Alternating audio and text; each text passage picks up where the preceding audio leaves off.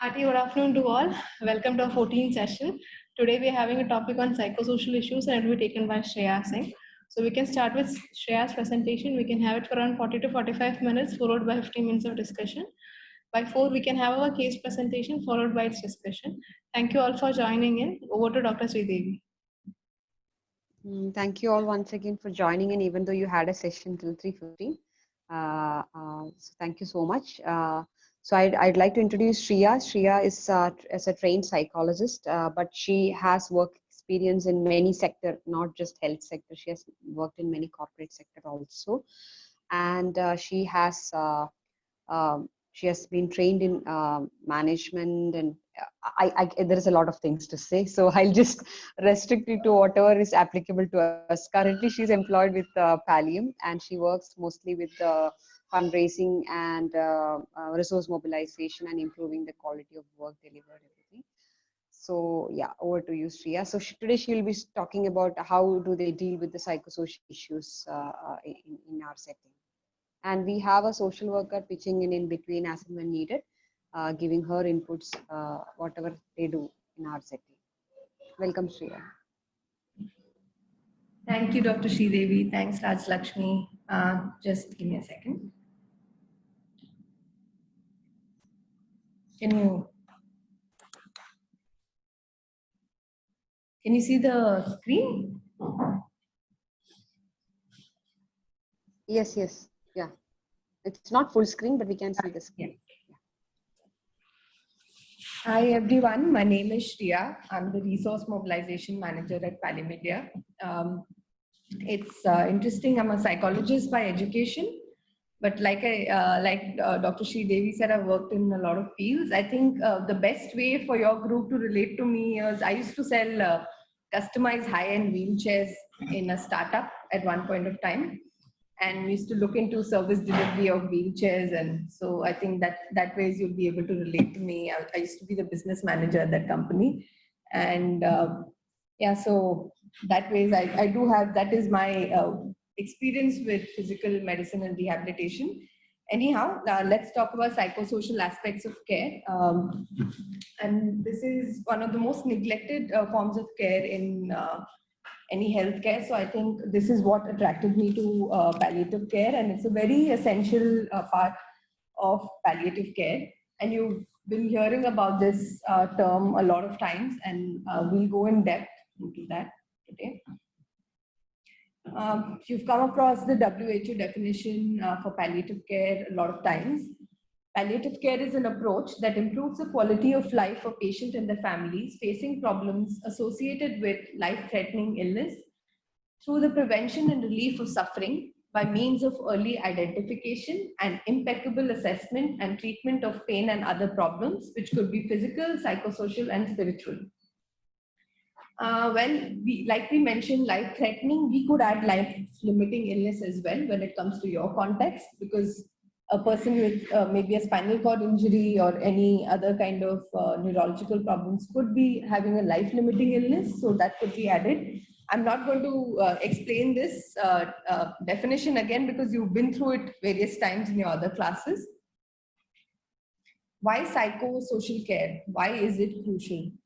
Psychosocial is for a person living with a life-limiting or life-threatening illness, or the awareness of approaching death causes unique stresses and challenges. Yes, it is important. Also, understanding the factors related to a patient's quality of life is essential in providing appropriate care.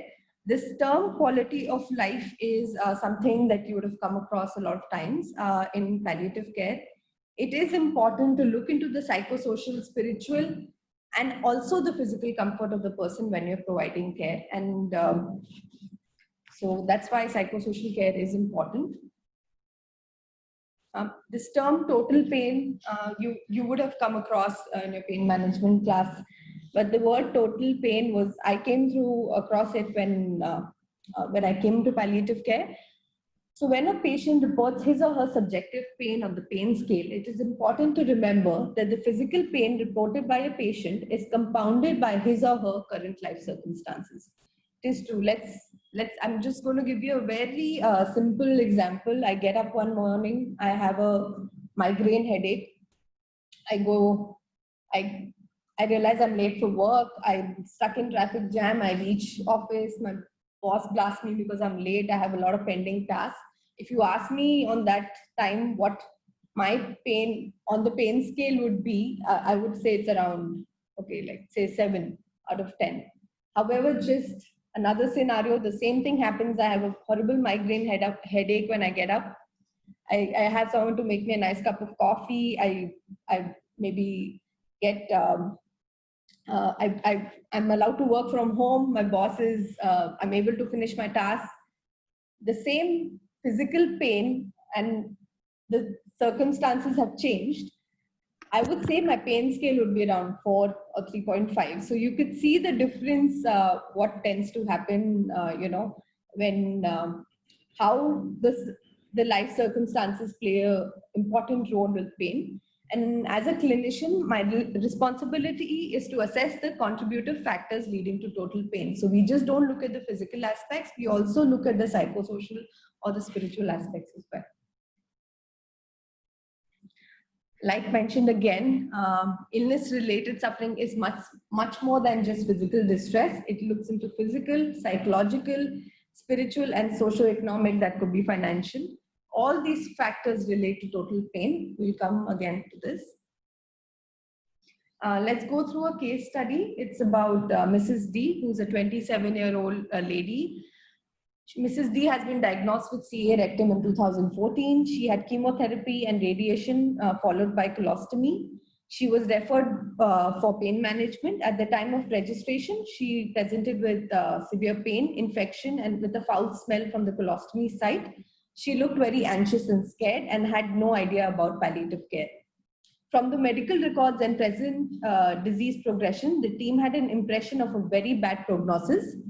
She's married, her husband is 35 years old, he's a daily wage worker. Her child is 6 years old and is going to school. So we'll go through Mrs. D's case again through the course of this presentation, and we'll come back to it. So what are the important areas to be assessed from the point of view of total pain? So we obviously have to look into all the aspects. We have to look at Mrs. D's physical symptoms, psychosocial aspects, spiritual aspects, and also the financial or socioeconomic aspects as well. And we don't have to, as a clinician, we don't have to do it ourselves. We could have an interdisciplinary team which involves maybe a nurse, a social worker, a counselor, and other people also helping you out through this. So you don't have to take the burden as a clinician by yourself. We could have the interdisciplinary team also work with you. Okay, so what are the, so let's start with the genogram. This genogram is, a lot of times the genogram only consists of the nuclear family. I'm not going to go into details into how to create a genogram. It could be found on videos on YouTube, very easy. But however, this, if you could see, is the immediate family, this circle. We also look into the extended family as well, because it all plays a very crucial role. Why does the extended family play a crucial role? For example, if you have someone admitted in the hospital and then you realize maybe the husband is not the breadwinner for the family is a brother living abroad. So definitely that person also plays a very important role in decision making. So family dynamics and all and decision making, process, all that can be involved with when you know the extended family as well. So it's important to know the most information that you could get from the extended family. Also, these are, sorry for the blurry image, these are some of the relationship legends that you could use in the genogram that is going more in depth. You could have, like, this is a harmony. There could be distant and hostile relationship within the family. There could be physical abuse. There could be some sort of distrust. There could be hate. The reason you use these legends is if you see, if there is some sort of abuse in the family and you ask, you're going to ask the person who's being abusive to make a decision for the person. It's clearly not going to work out, right? So it's just these relationship legends also help in knowing the family and the dynamics more. And also, if you see, the dynamics of the family may change before the illness and after the illness as well. There are families that are cohesive, but there are families that may have conflicts which will completely change the dynamics after the illness hits the family. Let's get to eco-maps now. Eco-maps are something which a lot of people don't use. It's not as common, but it is very important because an eco-map talks about the relationship of that person and their family with the larger society. So this, like you could see, it could be their place of faith or religion. It could be maybe their relationship with the physician or doctors, the team of doctors or palliative care team, social services, other utility services, extended family. Because this is an American example, this county health department, you could look at the local panchayat. You could also look at neighbors, which are very important. So these are just, it's knowing a lot more. Now, why we use this, I'll come to that. Why in EcoMap, why do we have to know about what a person's relationship with the extended family means? It doesn't make sense, right? Like we just have to know, okay, but it will make sense when you go deeper into it. So you could see this is a detailed eco map. So we've used these legends here. You can see a straight line is positive, a dotted line is a tenuous relationship, a zigzag line is stressful. These arrows talk about energy flows between both the sides, line thickness and intensity. So you can see here's a family of Adam, Louis, Greg, and Michelle. Now from the legends, you can see a lot.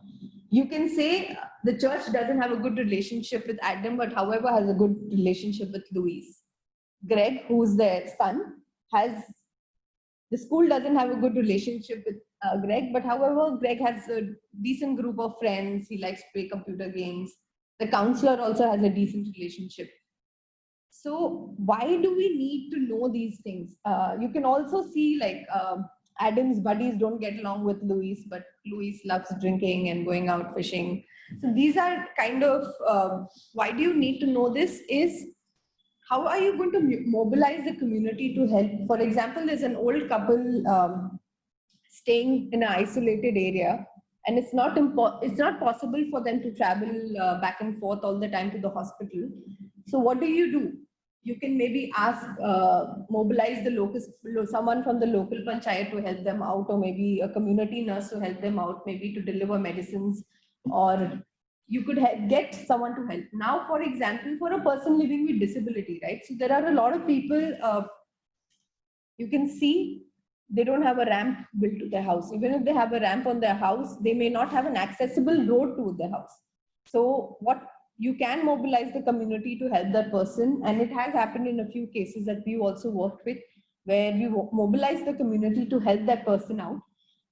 Especially there was a case where he had a ramp to the house, but he couldn't get onto the main road on his power wheelchair because the main road it had full rubble on it. So they got the community to help and build a pakka road. So, the person could use his power wheelchair and mobilize himself. So I think sometimes the community and the larger society plays a very, very important role in helping the person out. It could be anything. It could be something like even delivering a food kit, or, and especially during this COVID crisis, the community and the larger society did play a very, very important role for people, especially the elderly, people with disabilities who could not get out of their homes. And a lot of organizations helped others through mobilizing communities and getting. So I think the eco map is very important. The physician doesn't need to do it. They can ask maybe the social worker or the counselor to help with this. And the eco map, you'd not be able to get the information maybe on the first sitting. You need to create it throughout your interaction with the patient. Also, so what is the aim of the assessment is to identify areas in which result from illness and may influence the well-being of patients and the families. The assessment also involves collecting information, identifying and honoring strengths and resources and needs. Also, assessment is a gathering of information, is an ongoing process. Now, we collect information. Like I mentioned, you need to do a lot of rapport building to collect information from the person. It just cannot happen in one sitting. Maybe the social worker would have to visit them more often, or talk to maybe even nurses can help. A lot of patients like to talk to nurses, or the physicians could also help. And you collect information, you identify their strengths and resources. Maybe for persons from a poor socio-economic background, you don't need to think that they don't have any strength and resources. They may have a lot of support. So gather all the information. It's important to collect information. And like I said, this will also help in mobilizing resources and getting people to help them out just in case. And the psychosocial needs of the patients and families or caregivers often change over the course of illness. Yes, it will. It's not, if one person may not be in denial about the illness in the beginning of the illness trajectory, may not be in denial throughout. They may have acceptance. They may have various kinds of grief, depression, anything that they can go to. So it's an ongoing process and it has to continue. How do you, we also assess the psychosocial and spiritual suffering through purposeful conversations and observations. It's important. A lot of times people think counseling is just a cathartic process where you just open up, cry your heart out, just talk about it. It's not true. There's a lot of goal setting. There's a lot of even observing non-verbal behavior and things like that. So there's a lot of, it is a science, but everyone can't be a counselor. You need to be trained. But however, people can take up some small counseling courses. There are courses available now online, and you have courses for 6 months and everything else as well. But you can have people who are not counselors or psychologists to have purposeful conversations and observations to do this assessment. What could be the possible psychological impact of illness? Psychosocial and spiritual suffering is real, but can be difficult to recognize and treat. Like we say, if a person's feeling sick, we can check their temperature with a thermometer. We have other ways, tools, but when it comes to psychosocial and spiritual suffering, it is difficult to recognize and treat unless there is a conversation happening. There could be feelings of shock, uncertainty, hopelessness, and despair. A lot of times when it's a bread earner of the family, the person who's been the decision maker, and suddenly the person is diagnosed with, let's say, a life-threatening illness, there is obviously going to be a change in the person's, how the person feels. The person may be in shock. They may be uncertain. Well, how's the family going to feel about that? They may be in denial about the illness. So it's a whole chain of events that could happen. And like I said, it's going to be very subjective. Everyone's feelings are different. You can't, and what everyone goes through is also different. How families react, how individuals react. There could be anticipatory grief, which is a very, very common thing. Knowing when someone has a life-threatening or life-limiting illness is, what am I going to do if, for example, a mother, who's going to cook for my children, or what will happen? Will my children get married? Anything. What is my daughter going to do about her career? There are so many things that people fear, and which in anticipation, they go through a lot of grief as well. Also, poor insight and diagnosis on prognosis, which is a very, very common thing. So in some countries, it's compulsory to let the patient know what their diagnosis and prognosis are. But here in India, it's generally you talk to the caregiver or the family members first. And a lot of times the patients, especially if they're elderly, are not told about their illness. And it's a very common thing. It happens. So poor insight, when you don't know what's going to happen, or if the news has not been communicated to you well, that also can cause a lot of, it could cause a lot of psychological impact on you. And also anxiety about death and the death process. You'd be surprised, a lot of people fear the process of death rather than the word death itself. Am I going to suffer? Am I going to be in pain? What's going to happen to my family? This could be, there's so many issues that people have, and the feelings people go through when it comes to a matter of the process of death. especially when they have a life-threatening or a life-limiting illness again. Thoughts of suicide or wanting to hasten death, this is a very, um, it's a tricky subject as such, because when you have to do a suicide risk assessment or all those um, things, you need to be, it needs to be well researched, you need to be trained to do it. However, there's a study done by Economic Times that 1 out of 5 people who commit suicide in India are due to a life-limiting or life-threatening illness, so which is definitely a shocking number. And also, the other thing to look at is, recently, I think in 2016, there was a case in Andhra Pradesh where a 6-year-old child had bone cancer, sorry, and the family was trying to seek euthanasia they'd written a petition to seek euthanasia for the child. The child died. I think the palliative care teams tried to track down the child. He was admitted in a hospital and he died in pain. And this was something that was done. So it's not just the person who has the illness, their family members could feel the same as well. Also, I think when it comes to things like spinal cord injury, one of a very common scenario you notice is a newly married a couple who've had an arranged marriage, and the spouse meets with an accident and maybe has a spinal cord injury or is paraplegic or has quadriplegia.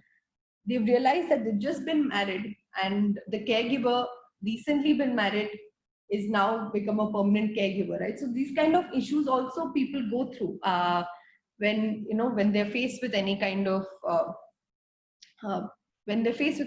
illness. Also, there's poor coping with the illness. Everyone has different coping strategies. For someone, giving a presentation can also be a big stressor. So how everyone copes or how their coping mechanism works are very different. And also, psychosocial and spiritual suffering can manifest physical complaints. It is known, like they say, our mind, body, soul, everything is connected. Sometimes even a headache could be caused due to stress. Just giving you an example. Spiritual assessment is it can be found online. Just spirituality. What is spirituality? It's a lot of people connect spirituality to religion. Yes, it is having faith. It also gives you meaning and connectedness in life. And some of the questions, these are very simple questions which could be asked during the course of the treatment or during. It can't be asked at one sitting. It's 4 areas of assessment that could be done are connection, meaning and joy, strength and comfort, hopes and concerns. In connection, you could look at who are the persons or communities you look to for support. What role do they have in your care? Do you have an image of a power greater than yourself? Has your life situation now affected your feelings about yourself, your faith, or your relationships? Also, going into meaning and joy. What has been the most important in your life? What are you most thankful for? What makes or has made you happy? Or what do you feel proudest for in your life? Strength or comfort? Is there anything that is comforting to you now? What helped you get through difficult times in the past? Who or what is your source of strength now? Hopes and concerns. I think a lot of people are scared because they don't want to give a person who has life-threatening illness any hope, because I think people think when you ask for hope, people hope to be cured or, oh, I don't want to die. But people do, sometimes they just maybe hope to talk to their son who they haven't spoken to for a long time. So it kind of surprises you all the time of what kind of answers may come up. Also, is there anything that you hope for? Is there anything that feels unfinished? Very, very simple questions and get very deep, and some of the responses I think can surprise you and can help the person as well. A lot of people question their faith, or their faith is strengthened when they're in their deathbed.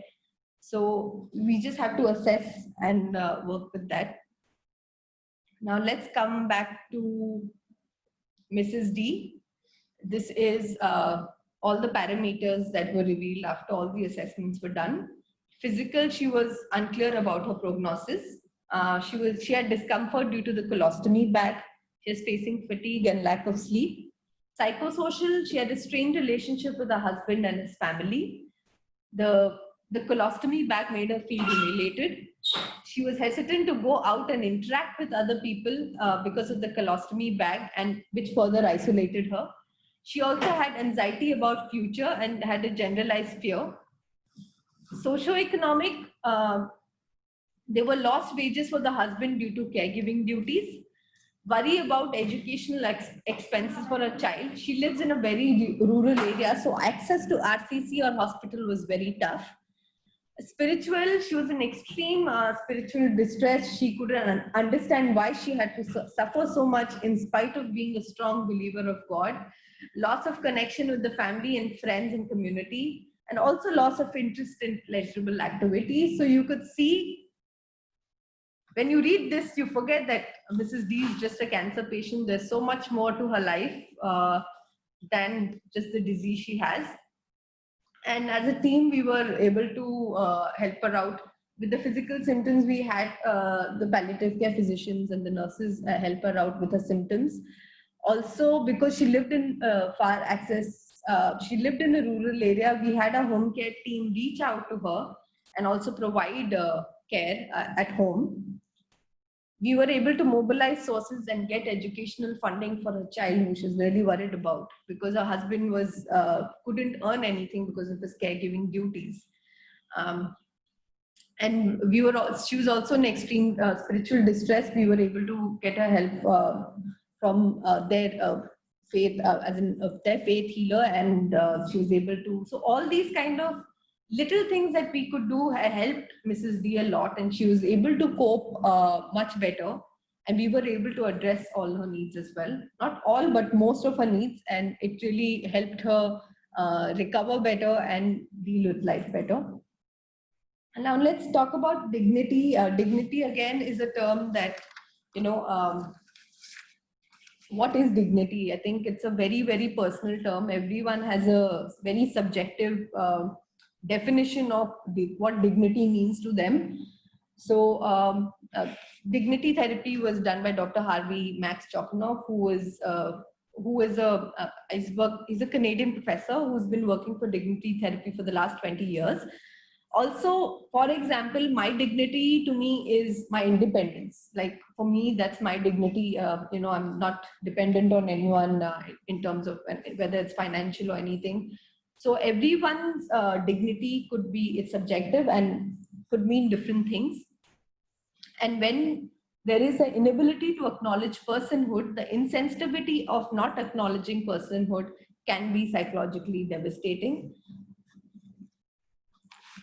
How the ABCD of dignity conserving care, you need to also look into the way your attitude is towards the person who needs care. Your behavior counts a lot. There is compassion too, which really plays a very, very important role. Also, if you see, a lot of times the caregiver is called a bystander, and actually they're not really bystanders. They're really they're in the front line in the war zone. So some of these little things really count, and it's how we give, or I would say keep that person's dignity is very, very important as a medical team. Also, the compassion, there's this quote by a Buddhist monk called Pema Chodron, which says that compassion is not a relationship between the healer and the wounded. It is a relationship between equals. So very important thing to say, that we're all equal in this. And so the way we provide compassion is also important. And dialogue obviously is important, how we convey our message.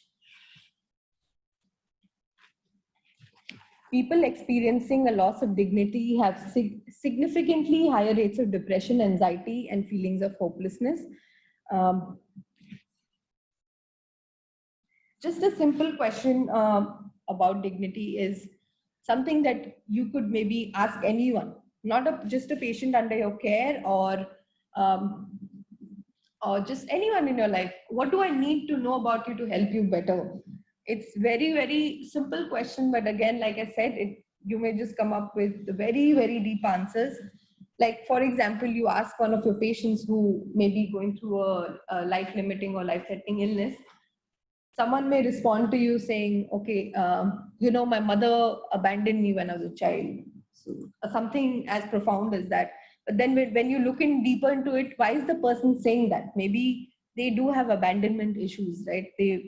That person's been abandoned earlier, so they feel they may be abandoned at this stage of their lives because they may be suffering through an illness. And so as a team, as a palliative care team, you need to give that person that sort of an assurance that that person will not be abandoned. Also, someone may say something like, oh, I love ice cream and I want to eat ice cream. Something as simple as that. So when you look at, when the person says that, okay, I love ice cream, that just tries to, it comes to that the person likes simple things in life. That simple things in life give that person pleasure. So it's about how you look, and just try these questions out with the patients. Just you need to, maybe you could introduce yourself by asking one of these questions. Just very simple but very deep. Sometimes you just need to ask a person. I know we don't want sometimes we don't have time on our hands. We feel if we try to strike a conversation, people will go on, but it's not true. Sometimes you'd also be at a point where you need to have a chat, so it's fine. It's just to ask simple questions and you'd get great answers from this. Also, in terms, some of the helpful questions are in terms of your illness experience. How do you define your dignity? What supports your sense of dignity? Do you believe that dignity is something that you hold within you? Or and is it something that can be given or taken away by others? It's very, very simple question, but these are some questions that you could. Also, now just talking about this patient, these pictures were taken by the consent of the patient and the caregiver. This patient was going through one of the, it was at the end of life, and if you can see, it's an advanced wedding anniversary cake. So sometimes celebrating these special moments do make it a lot of difference. Also, so we were able to give the dignity back to them, like even though the patient not there, would not be there or celebrating the anniversary again. For some patients, dignity is maintained if something of the essence will survive beyond the event of itself. It's called legacy. Legacy is very, very important. I think you see, even in these old movies and all, people saying, I want to leave this behind for my children. And so legacy is something everyone thinks about when they're towards the end of their life. Also, what you could do is just some basic legacy building exercises. Everyone has a phone now. You don't have to make them write letters. Make a video recording if a person wants to share a message with the family or talk about what they want to leave behind. Forget, a lot of people are talking about a will. No, I'm not talking about a will. Just a message that they may want to leave behind for their children or grandchildren or for their friends or anyone. So just simple gestures can really help a lot. Also, some of the psychosocial interventions that we do here at Palima, some family meetings, supportive counseling, CBT-based communication, that's cognitive behavioral therapy. Also facilitating psychoeducational support groups, bereavement support and services. We have a support group called UNAV, which has been running for many years now. We have people who've been coming for 8 years, almost. And also there's a recommendation for government schemes and other financial assistance that would really help you with your line of work, because there's a disability pension, there is various pensions that you could just make your patients aware, or you could have the social workers help the patients out. And it'll happen to a lot of people who are going through disabilities that they can't go out of their house to get this work done. You could have someone from the community or mobilize a social worker to do that for them. Also, linking with community resources, there's vocational training, also regular follow-ups. These are some of the vocational rehabilitation. There's boat rearing, a stitching unit, umbrella making, also like candle making, pen making. These are things, especially for people with disabilities, they can work from home, do a lot of things. There's a lady that we have under our care who's started making jewelry and selling it online. She does it. She's the bread earner for her family. So there are a lot of simple things that you could do, and generating resources or money for this is not going to be hard if you do it. And there are also organizations that can help as well. And because you guys are based out of Trivandrum, we have Pallium India as well who can help in any situation. And also providing support for children, whether it's educational or emotional. Um, Also remember to evaluate our interventions, assess how the patients and families are benefited. Good documentation is invaluable. We need to document everything. It is highly crucial because maybe a nurse feels something else about the case, or a social worker may have different perspectives. So it's important to document everything. Whenever possible, use research validated techniques. And also, there is an art and science in psychosocial care, just as in medicine. Thank you.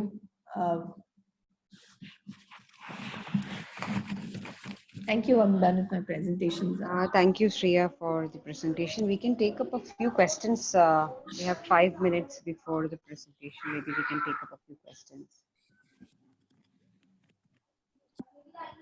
So we have heard how they make they draw the family tree, which is essentially very helpful for us, because every time the patient comes, we don't have to ask them who all are there in the family, what is your support system. So they usually record that in the file, that from that picture we'll be able to understand what is the support system for that particular person. We don't have to repeatedly asking everything.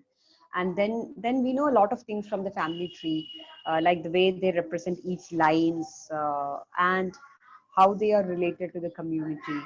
What is the support system that we can just rely upon if there is any need.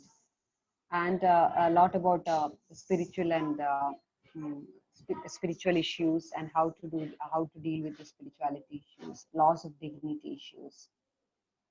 So she has touched all the places where we need to give attention in terms of psychosocial issues. So, any questions from your side? I just want to say I also have two medical social workers, and Dr. Deepak. He's an MD in community medicine. He helps us out with policy, and he's a public health consultant. So we have a interdisciplinary team here as well, who is ready to answer any questions that you have.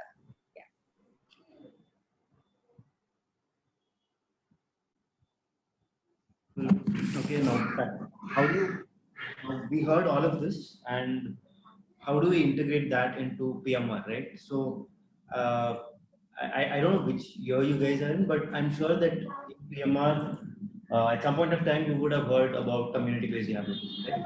And there's something called the CBR matrix. And in the CBR matrix, you have various domains like education, so this thing. So even there, you talk about multi-sectoral approach and all of that. But eventually, I think most of us, even when we look at the CBR matrix, we'll be concentrating only on the first domain, which is health. Most of us won't get involved into the other sides of it. And it's not, I mean, I realize that, even in medical colleges and all of that, we see a lot, huge patient load. It's not practical that we are going to, I mean, that as physicians, we can solve all the problems. And having understood that, it's also important for us to connect with and to be aware. I think one thing is few practical things. One is, I think, because in fields like PMR and psychiatry and these kind of fields, and maybe oncology and things like that, where we see suffering on such a regular basis, we may become somewhat a little immune to it, because that's a little good safe. I mean, it gives us some safety to keep our sanity as well. But sometimes it's important to one is to be aware of how the patient is feeling, and to keep that at the back of our mind throughout treatment. And the second thing is to be aware of all the government schemes.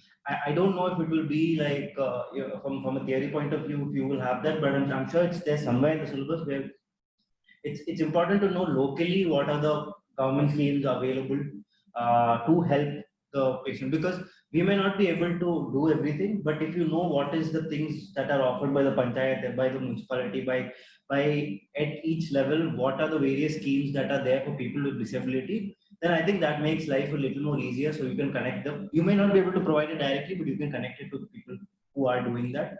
And so I think that's a little bit more about how you would may possibly do it. Thank you, Dr. Deepak, for the input. I think in your department, you deal with a lot of neurological and maybe a lot of young patients who has life-limiting illness.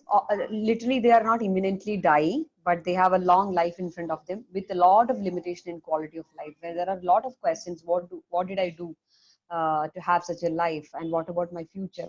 And so many patients where the family leaves them because he's unable to move on his own. He's become totally a burden to the family. So I think you will be dealing with a lot of issues.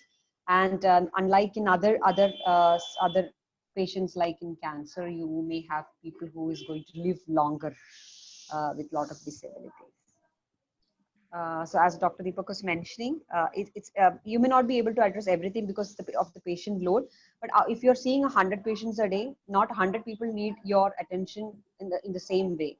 You can just you may need to give more attention to a few who needs real time from you. So that is one thing that we need to prioritize. And collaborate with your colleagues in psychiatry department. They do have a lot of counseling services. We actually don't know how to utilize that. So once you start talking to your colleagues in psychiatry department, they do have a lot of opportunities and they can actually help. You might be already doing it, but that's what we do, because we cannot employ a lot of psychiatrists and counselors and stuff and sit there. So it's always about collaborating who are the experts in that field, so that you don't need to have your own thing there. Any one question before moving on to the presentation? Because I guess the presentation has a lot of questions in that, so I think we should start discussing it a bit early. And not in a negative note, those questions were really important, but there are a lot of in-depth things to be discussed. So Doctor, I think we can move on to a case presentation. yeah, sure.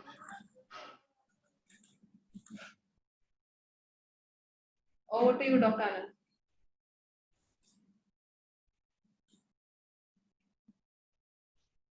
Doctor, can you unmute from your end?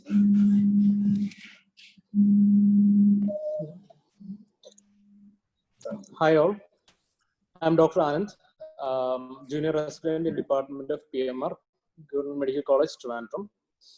But my case is from Regional Cancer Center, Trivandrum. My wife works there, so I got a chance to take the case of this patient. The patient is a 57-year-old lady. She was diagnosed with metastatic cancer of the breast with liver, lung, bone metastasis, diabetic, and she also has comorbidities like diabetes mellitus type 2 and coronary artery disease. Next slide. And her presenting complaints were she presented with cachexia and with generalized fatigue and with dyspnea, cough, abdominal distension, and loss of appetite. The history of illness. 57-year-old lady with multiple comorbidities was evaluated for swelling in the breast and was diagnosed of a biopsy-proven breast carcinoma, clinically T2N1-MX, and underwent modified radical mastectomy in 2013. The post-op histopathology showed intraductal carcinoma grade 3 with 4 out of 10 nodes positive, and there is lymphovascular invasion and estrogen receptor positive, progesterone receptor positive, and HER2 negative. She was further treated with adjuvant chemotherapy and radiotherapy and endocrine therapy. And this endocrine therapy was going for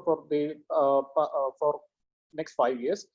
In October 2013, she was evaluated for complaints of dyspnea, cough, loss of appetite, generalized fatigue, and CT scan was taken and showed liver metastasis and lung metastasis with bilateral pleural effusion and bone metastasis. Later, she failed to respond to 5 lines of palliative chemotherapy. And the average life expectancy, which is, even if it is not absolutely right, we expect that her life expectancy is 1 year. In view of her multiple comorbidities, absolute advanced age, deteriorating general condition, poor financial status, and social support, The option for best supportive care for her was discussed with her, and she was referred to the pain and palliative clinic in RCC itself. Examination, she appeared cachectic with sparse hair, bilateral pedal edema, abdomen distended, and chest bilaterally reduced chest sounds, more reduced on the right side, and GIT hepatomegaly was present. Significant investigation, CT chest, abdomen, and pelvis was taken. It showed multiple bilobar lesions in the liver, largest 2 into 2 centimeter in segment 3. Mild ascites was present, multiple bilateral lung nodules, all of size less than 1.5 centimeter with bilateral pleural effusion, moderate on the right side, with lytic lesions in T12, L2 vertebra suggestive of metastatic disease. And the medications she was currently on before she was referred to palliative clinic, she was on high, overall symptomatic, was on high protein diet, tab lactone BD, tab metformin 500 TID, tab glimepiride 1 mg BD, tab icosapent 75 mg OD, tab tramadol 50 mg TID, tab Pando 40 mg BD, multivitamin, Dulcolax 10 mg 2 tab HS, tab Alprax 0.5 mg HS, and she was using the spinal brace. Family history, her family was broken and dysfunctional. Younger daughter is the sole breadwinner of the family. She married at 25 years of age. Husband was chronic alcoholic and was abusive. He left her 15 years back. She used to work as a helper in Anganwadi and stopped work about 1 year back. Her elder daughter has cerebral palsy. Now she is 30 years old, is unmarried and is caretaker dependent. Younger daughter, who is 27 years old, takes the responsibility of the family now. She works as an attendant in supermarket. She takes care of her sister when she is at home. The occasional help used to come from her, from the patient's brother who lives nearby. But recently, he is diagnosed with prostate cancer carcinoma. Psychosocial aspects. She is anxious about who will take care of her elder daughter if anything happens to her. She is depressed as she has no clue of what to look forward to in her life. And lack of financial support and adequate emotional support adds to it. Even though most of the treatment is covered by insurance from government, other expenditure related to treatment has already exhausted her financial resources. As the disease has advanced, bad prognosis has been explained to her younger daughter. It has not been disclosed to the patient yet. As the patient needs frequent hospital visits for pleural tapping, and as the elder daughter needs to be taken care of, the younger daughter has not been regular for work, and this is a cause of agony for the patient. Her social relationships has deteriorated since 2 years, doesn't go out other than hospital visits. People rarely visit her too. She wishes to see her younger daughter getting married. Spiritual aspect, one question that looms large in her mind is that what has she done to bear so much of pain and hardships in life? She asks, why does she get this disease in the first place?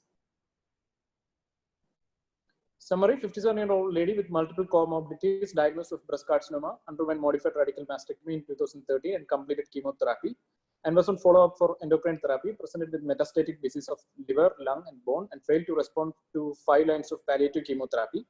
Patient is now cachectic, has generalized fatigue, cough, dyspnea, recurrent pleural effusion, bilateral pedal edema, mild ascites, and needs frequent pleural tapping. She is depressed and anxious and has been counseled for the best supportive care. The discussion points. One, can early palliative care improve quality of life for the patient, and how to identify patients for the same? Is it preferable to refer those patients for palliative consultation whom we won't be surprised if they passed away the next year? How to communicate, second one, how to communicate with the patient and caretaker about social, psychological, spiritual decline that follows physiological decline, even when the patient is not physically deteriorating at present. Should we ask the patient about what they hope for? Should we give them hope? Where should we draw the line? Number 4, should we help the patient attain a closure of their important relationships and help them be at peace? Number 5, should we address the religious and spiritual beliefs of the patient and act accordingly? Should we act like priests and help them attain answers through religion and spirituality? Thank you. Thank you, Dr. Anand, right? Yes. Yeah, thank you so much for the presentation, and I'm glad that you have, at least your wife have covered all the aspects, and I'm glad that you could identify it as a spiritual suffering, because usually when they ask the questions, why did I get the disease in the first place, it's very difficult to convince people that it's a cry for spiritual relief from spiritual distress. So I guess all these sessions have at least helped you to identify the problems in a very, very good way, and we will take up questions one by one. Before giving it to Shreya, because the first two questions they should have answered. Did you have a session on palliative care for non-cancer illness? Raju, did they have a session on non-cancer palliative care? Yes, they had. Did Dr. Sunita took that session? Yes, ma'am. Okay, so I think your question, the second question in the first question, preferable to refer those patients in palliative consultation. So there was something called surprise question, right? Do you remember that?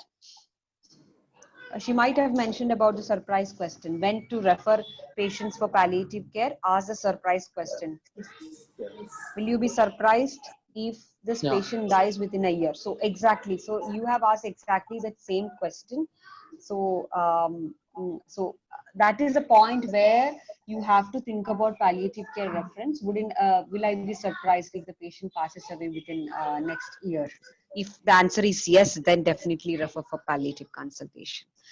And now I would like to ask Shreya for her, not just Shreya, the whole team in Pallium.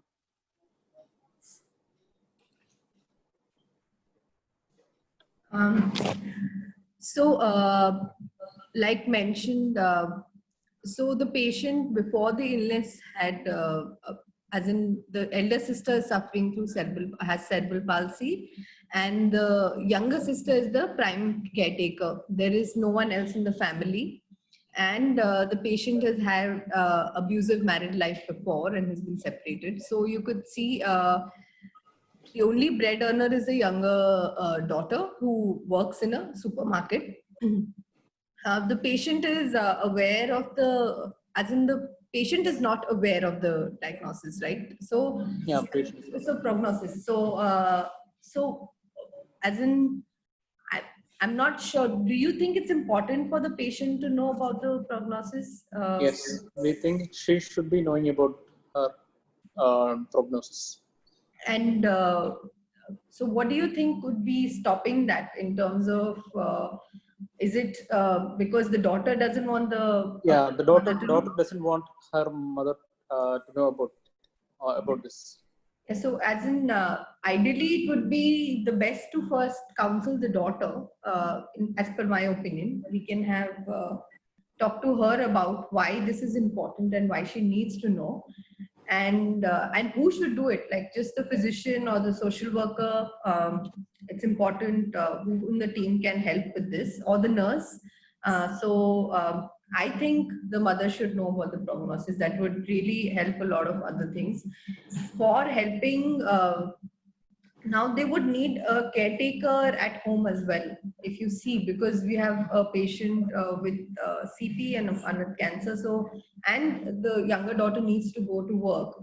So we need to somehow identify a caretaker for them, because who is going to take care of both the women at home, because both of them need a caretaker, and we can't.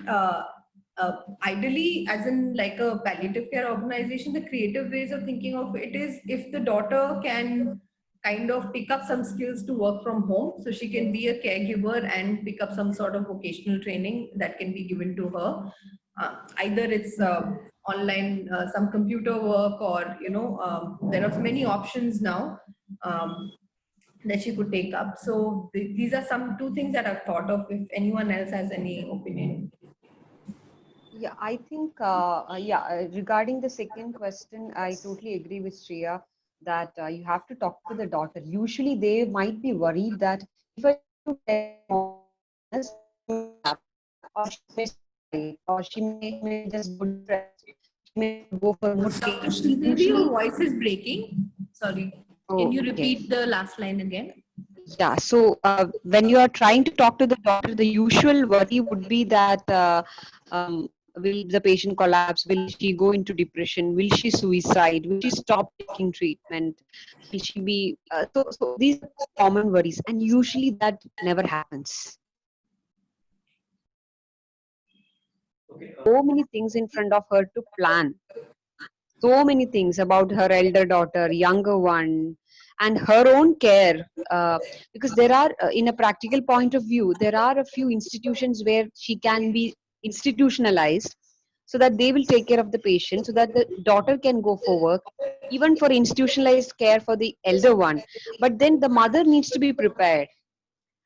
The mother, we don't know whether the mother is ready for that institutionalized care for the elder one when she's not there, because then we need to find a place. So if you can find a place where the elder one can be at solace, and the mother sees the place, and then she feel that, okay, this is a very good place, I can go calm, because my elder one is settled over there. So before she goes, we need to have all these decision makings, and I don't think time is there. There is not much time in front of her. Lot of metastasis with pleural effusion and multiple tappings, definitely from days to weeks, not more than that.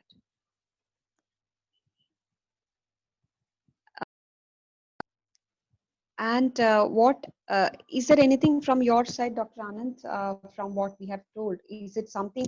Is there something which is doable? Do you agree to this these things? You don't have to agree to everything what we say. It's about because we're just telling what we think is.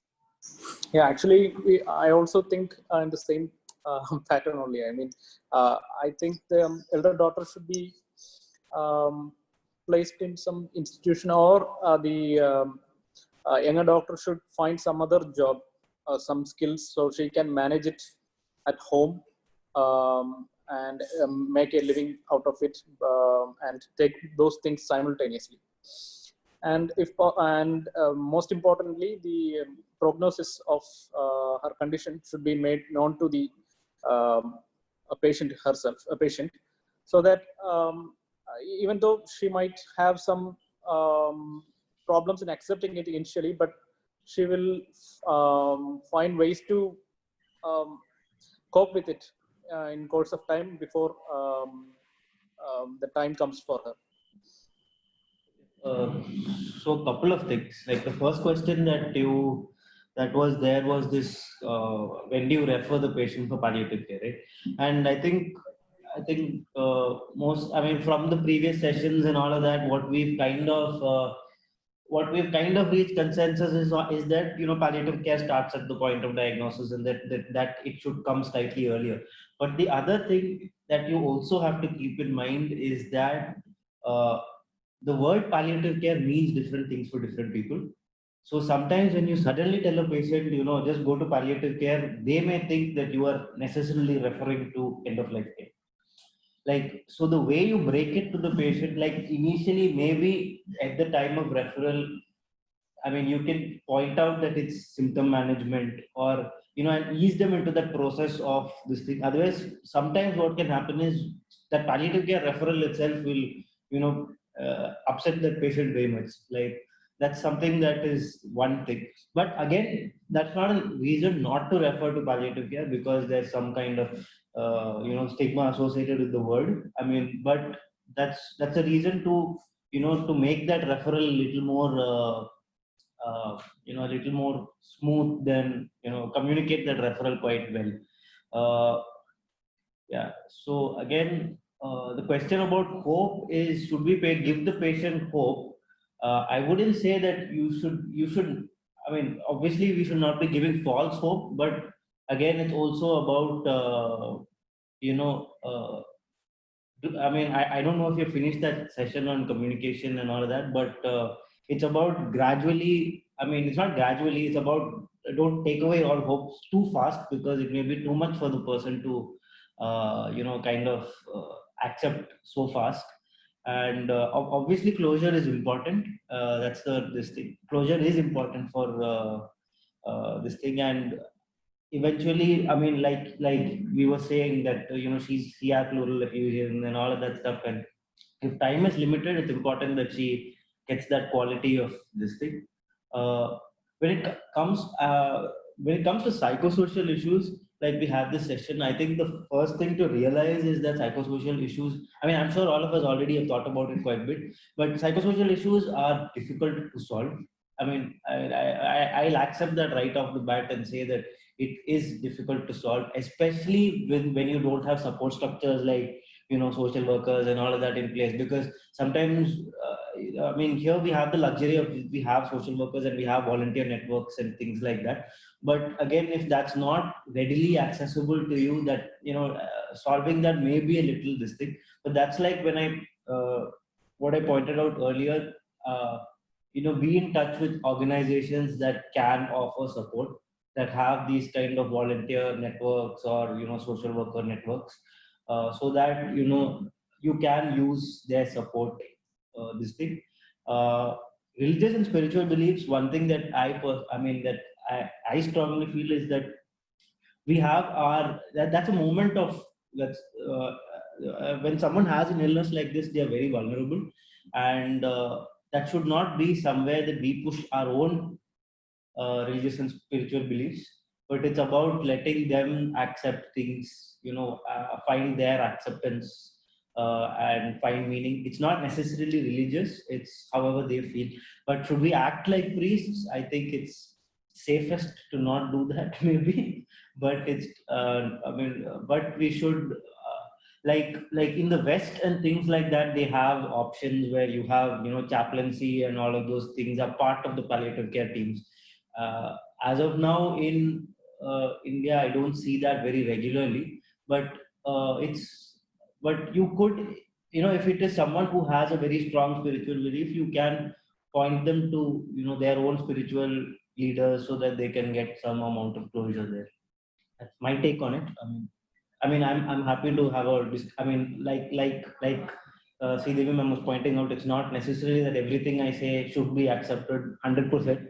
It's about having a discussion, and that's the important thing.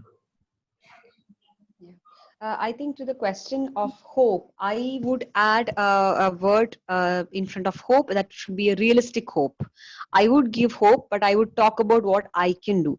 I will not talk about curing the illness, everything will be fine. I never use the word everything will be fine. Things are not going to be fine, but you don't have to tell that things are not going to be fine. But I will tell that I'll keep her as comfortable as possible, which I can do. That is one thing which I can do. I can tell her that if you are okay, we can find a place where your daughter can live. That is one thing I can promise, which I can do. So realistic hope would be one thing, not just hope, because when we say hope, it is about hope for living long. It's always about living long. When you say hope, it is about curing and living long. So I would say giving a realistic hope is one thing that we have to do, not bringing in or bringing down the hope, and not taking away all the hopes. But usually patients ask you when you have a real conversation that but this is not going to be cured, right? So usually we say, I am afraid it is not going to be cured at all, cured completely, but I assure you that I will relieve your suffering, whatever you are worried about, as much as possible. So you're taking away hope a little bit, but you are giving something instead.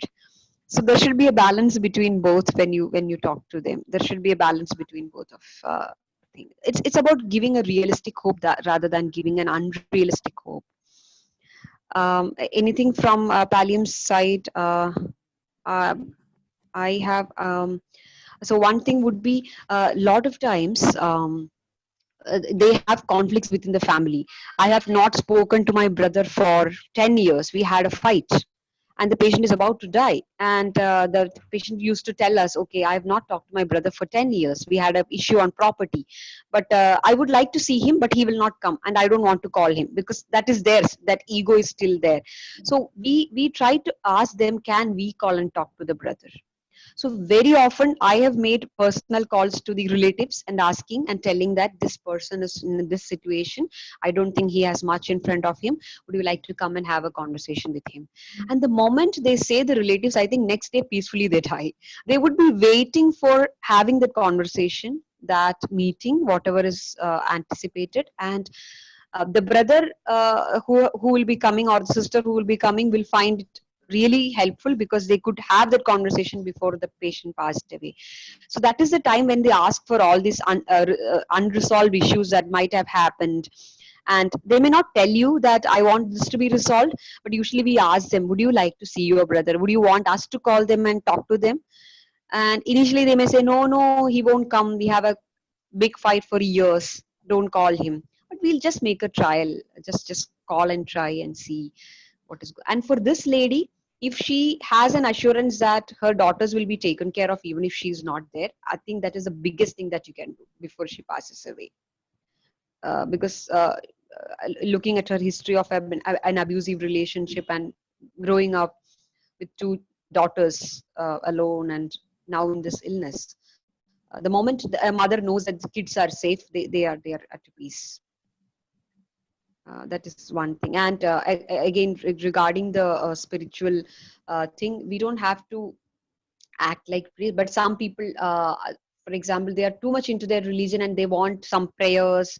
They want to do some prayers before they leave, which gives them a lot of strength. We tell the priest to come and have whatever prayer they want. You can give that. Or sometimes some Muslim patients ask us that can we chant that Quran? So we give them copies. You can just sit there and do that. So whatever they believe in, as Dr. Deepak was telling, whatever they believe in, you can always help them to find that way out, but not changing their perspective about spirituality and religion. That very commonly happens because these kind of patients are really vulnerable. People do come and tell, I'll pray for you, everything will be fine. So they're just confused. Should I say no? How can I say no when I'm dying and someone is telling everything will be fine when I pray? I cannot say no. I'll be worried. What if God will be angry on me if I say no? So avoid unnecessary offerings and questions, but just help them to uh, go with that, whatever beliefs they have. And Shreya, sorry, we both have taken a lot of time. No problem. I want the social workers to give their opinion. That would Yeah, be. how would you do that when a mother is telling you, we have dealt with a lot of issues like this in Pallium, I'm sure, where there is no support system, disabled people, and someone is dying, and what would you do then? How will you find an institution? How will you make that happen?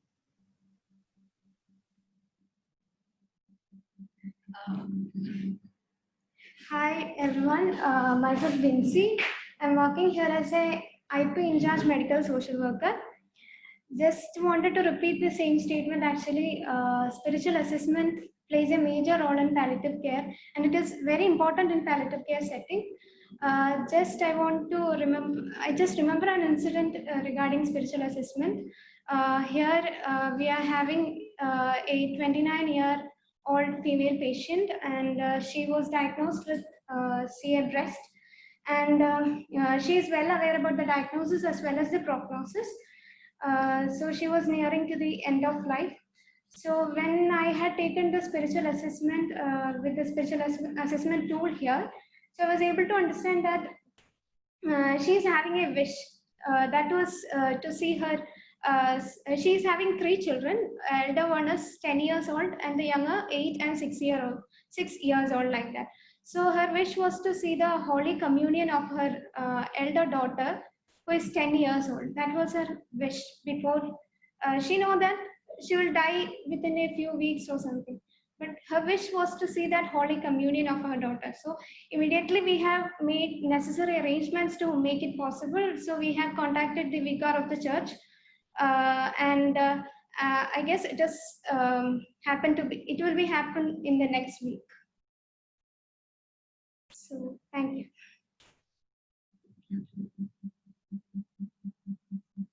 Hello everyone, myself Teresa Verghese. I'm also working as a medical social worker, and mostly I am involved in home care. So I have never been so close to such an incident, but I think as everyone have discussed here, it seems very clear that a social support system is lacking for the entire family. It's just 3 women, and the 2 are vulnerable, and there are multiple patients in the family, and the entire system, the equilibrium of the entire family is actually distressed. So it is very important to understand the concerns of the mother, and it was like very clear that more than the physical pain, what she felt is the emotional pain or the concern regarding her daughters. As a single parent, it will be very clear that a mother will be very much worried about her daughters.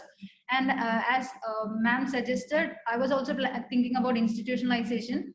So it will be better like for the elder daughter to be institutionalized, because considering the future of the younger one, she'll be having a married life in the future, and most probably she will not be able to look after the elder one. So they can create further problems for the elder one too. So it will be better to make a common discussion along with the along with the all. We need to have a common discussion so that they come with conclusions rather than suggesting for solutions. It will be better to derive solutions from themselves. So that also it is very important to make clear about the prognosis, so that mother can incorporate or like more think of more like or realistic solutions. So it will be very important also to bring or explore more about the support systems, whether the brother who actually offered some help, whether he is having a family, what are the other siblings doing, what is the actual problem with them, or can they be included in this, can they be also bring back to the family, so that she will be able to get a feeling that no, even after my life, my daughters will be taken care by the family. So such a trust can be built in with her, so that she can be in peace. So such things can be taken place along with this. So that is what I have to say. Thank you. Lisa, thank you so much. That was very valuable input, talking to them together and helping them to come into a conclusion rather than we telling what to do, giving them options and let them choose what they want and what is feasible, and helping them to go through that phase of decision making. Thank you so much. Those points were really valuable. I hope that helped Dr. Anand. It was a good discussion. As Dr. Deepak mentioned, as you don't have a multidisciplinary team there, you may not be able to do it everything on your own, but you can always depend on some organizations. There are a lot of organizations who have all this support system there. So you can always have a collaboration with the other organizations. Shreya, you were about to tell something before concluding. No. Just yeah, I was going to say, yeah, because you guys are based out of Trivandrum, maybe you can refer the patient to Pallium India. That's what I was going to say. So there is a place in Trivandrum itself where they can take care of the cancer patients who are taking treatment from RCC. They don't need caregivers there. So that is one thing that she, because anyway she needs frequent hospitalizations and tapping and all, and she may need some kind of care like that. You can refer to. So that is a local solution. Coming out from a bigger picture, you can always refer to us this particular patient. Thank you so much. Thank you everyone for participating, and thank you all the social workers and Shreya and Dr. Deepak for being in the discussion, and thank you Dr. Anand and your team for bringing up a scenario. Thank you so much, Raju. There is a feedback link in the chat session. So before logging out, kindly fill in your feedback manually. Thank you so much. See you next week. Thank you, everyone. Thank you.